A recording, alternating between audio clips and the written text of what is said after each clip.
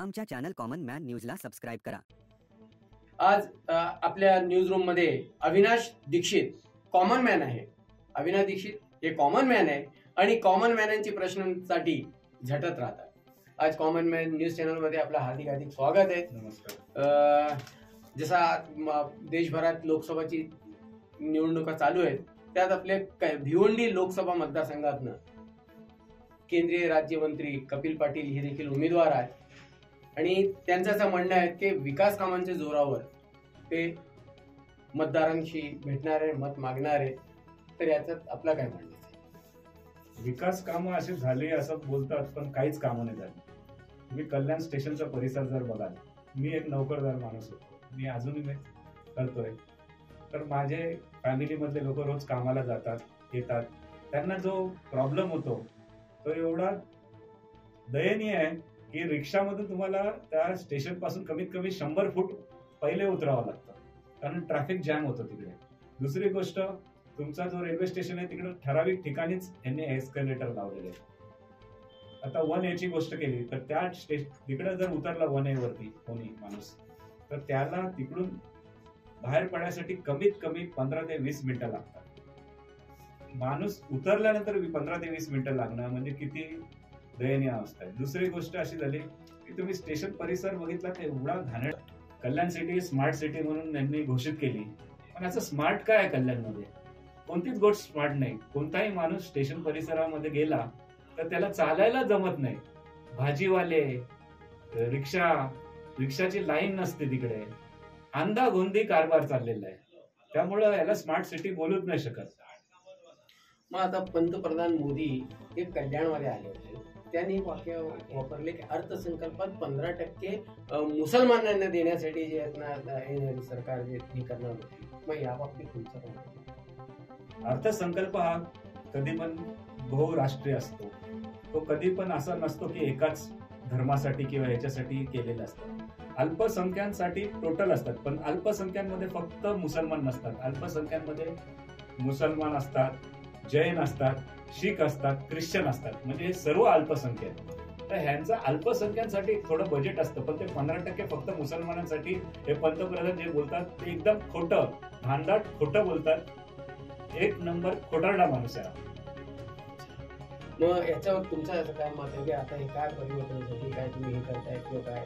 परिवर्तनासाठी मला असं मत आहे की ऍक्च्युली शिक्षणावरती जास्ती भर द्यायला पाहिजे। कारण पहिली गोष्ट तर पंतप्रधानांचं शिक्षणावरतीच प्रॉब्लेम असतो, त्यांचंच किती शिक्षण माहित नाही। एका इंटरव्ह्यू मध्ये त्यांचं शिक्षण बोलतात नाही, कुछ पढा नाही लिखा नाही। एका याच्यामध्ये त्यांचा माणूस सांगतो की ते MA केलेले कोणत्या पॉलिटिकल सायन्स मध्ये, पण अशी कोणती डिग्रीच नाहीये। त्यांचा फॉन्ट पण जो सर्टिफिकेट मध्ये चेक केलेला आहे तो पण रॉंग आहे।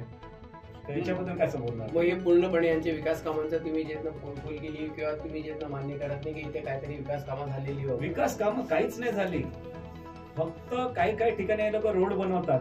मग कपिल पाटील हॅट्रिक करणार आहे का नाही? नाही, बिलकुल नाही करणार। Kapil Patil will come on 3rd number. कशावरून म्हणतात? असं पब्लिक जो अंडर करंट आहे ना, जो कॉमन माणूस आहे, जसं तुम्ही मला कॉमन मॅन बोलला, तो कॉमन माणूस आहे ना, त्रस्त आहे। तशी तुमची ख्याती आहे, प्रत्येक ठिकाणी तुम्ही जातात कॉमन मॅनचे, कुठल्याही पक्षाचं तुम्ही जे ते लेवल घेतलेलं नाही किंवा सभासद घेतले, सर्व पक्षाचे। आणि भाजप पक्षाशी माझं काही वैर नाही किंवा कोणाचं, पण भाजप पक्षामध्येही चांगले माणसं होते। मी रामभाऊ कापसेंना काही वर्षापासून ओळखायचो, कितीतरी माझे इव्हन पूर्वीचे जे आमदार आहेत त्यांच्याशी पण माझे चांगले ओळखीचे होते। पण हा जो माणूस आला ना, ह्या माणसाबद्दल मला तीव्र नापसंती आहे। एक नंबरचा खोटारडा माणूस आहे, सर्व गोष्टीमध्ये खोटं खोटं खोटं। म्हणजे इनफॅक्ट तुम्ही जर असं फेको बोलल्यानंतर तुम्ही सर्च केलं गुगलमध्ये, तर तुम्हाला फेको जेव्हा टाईप करतात यू विल सी कोण येतं फेकोला। जो माणूस सांगतो गटरमध्ये असं मी पाईप लावतो आणि गॅस निघतो, असं होऊ शकतं का? आम्ही सायन्स स्टुडंट आहे, आम्ही रिसर्च मध्ये काम केलेले लोक आहेत। तरी देखील देशात त्यांचं जादू चाललंय, तर जादू कसं काय?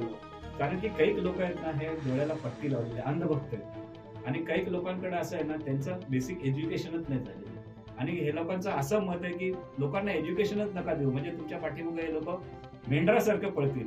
त्यांचा मेन इंटेन्शन तोच आहे। आणि मग एकदा असं झालं की तुम्ही अख्खा देश लुटायला तयार, काय झालेलं आहे? कुठं कितीतरी स्कॅम आलेले आहे, त्या स्कॅम मध्ये काय झालं? कुठं काही नाही।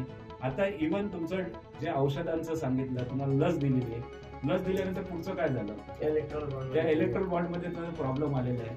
आणि जुगार लॉटरीवाली कंपनी आहे जी ह्याची आहे आंध्र प्रदेश किंवा साऊथ इंडियामधली कुठलची, त्यांचा प्रॉफिट एवढा नाही आहे तेवढा त्यांनी लोकांना इलेक्ट्रॉल बॉन्ड मध्ये डोनेशन दिलं. मग ते आलं कुठून, त्याचं तुम्ही हे काढा, बॅलन्स शीट काढा त्या कंपनीची. बरं, 20 सेकंड मध्ये आमच्या प्रेक्षकांना तुम्ही काय आव्हान करणार आहे का काय? ऍज मी तुम्हाला एवढंच आवाहन करू शकतो की आपला जो मतदारसंघ आहे, भिवंडी मतदारसंघ, या ठिकाणी सुरेश म्हात्रे उर्फ बाळामामा यांना मतदान करावे. त्यांची निशाणी आहे तुतारी वाजवणारा माणूस.